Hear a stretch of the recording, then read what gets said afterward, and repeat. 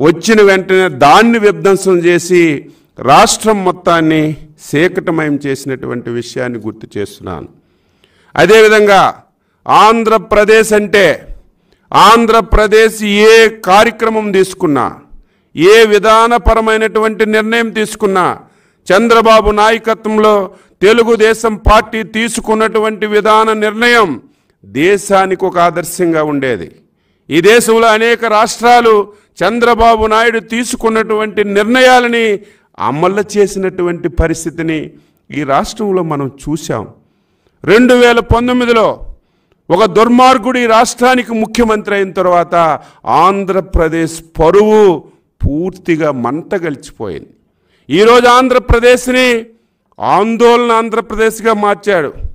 ఈరోజు అంగన్వాడీలు 22 రోజుల నుంచి ధర్నాలు చేస్తుంటే, దీక్షలు చేస్తుంటే దిక్కు లేదు, ముక్కు లేదు. ఈరోజు పారిశుధ్య కార్మికులు ఈరోజు దీక్షలు చేస్తుంటే దిక్కు లేదు.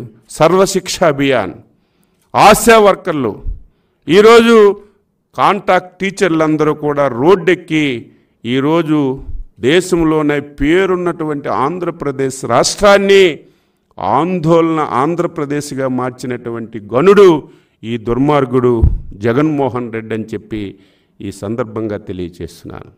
అందుకే తెలుగుదేశం పార్టీ ఈ విషయాలన్నీ ప్రజల్లోకి తీసుకువెళ్ళాలి.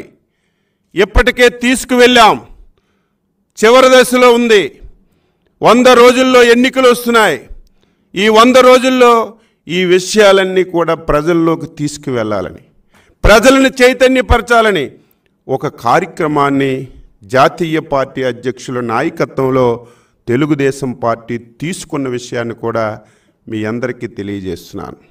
అందులో భాగంగా రేపు 3వ తారీఖున మన ఆఫీసులో పక్కనున్నటువంటి కళ్యాణ మండపంలో పంచాయతీరాజ్ వర్క్షాప్ని ఏర్పాటు చేశాం. ఈ రాష్ట్రంలో ఉన్నటువంటి గ్రామ పంచాయతీ సర్పంచులు, ఎంపీపీలు, జడ్పీటీసీలు, జిల్లా పరిషత్ చైర్మన్స్, పదవిలో ఉన్నవాళ్ళు లేని వాళ్ళు అందరినీ పిలుస్తున్నాం. 2014 నుంచి 19 వరకు స్థానిక సంస్థలకు ఒక స్వర్ణయుగం. ఒక సర్పంచ్కి చేసినా, ఎంపీపీకి చేసినా, జిల్లా పరిషత్ చైర్మన్కి చేసినా ఆ గౌరవాన్ని తీసుకొచ్చినటువంటి పార్టీ ప్రభుత్వం తెలుగుదేశం ప్రభుత్వం. ఈ 4 సంవత్సరాలు 7 మాసాల్లో నిర్వీర్యం చేశారు. ఈరోజు వీరు ఏ రకంగా నిర్వీర్యం చేశారో ఒకసారి చెప్పడం, రేపు అధికారంలోకి వచ్చిన తర్వాత మళ్ళీ స్థానిక సంస్థల్ని ఏ విధంగా బలోపేతం చేస్తాం, నిధులు ఏ రకంగా ఇస్తాం, విధులు ఏ రకంగా ఇస్తాం, వారి గౌరవాన్ని ఏ రకంగా పెంచుతామో ఒక మెసేజ్ ఇవ్వాలని చెప్పి రేపు వర్క్షాప్ కూడా ఏర్పాటు చేసుకున్నాం. ఈరోజు రాష్ట్రంలో సగభాగం ఉన్నటువంటి బలహీన వర్గాలు బాధ, ఆవేదన కలుగుతుంది. ప్రతి వాడు మాట్లాడతాడు. ఈ జగన్మోహన్ రెడ్డి మాట్లాడతాడు, బీసీలంటే బ్యాక్వర్డ్ క్యాస్ట్ కాదు,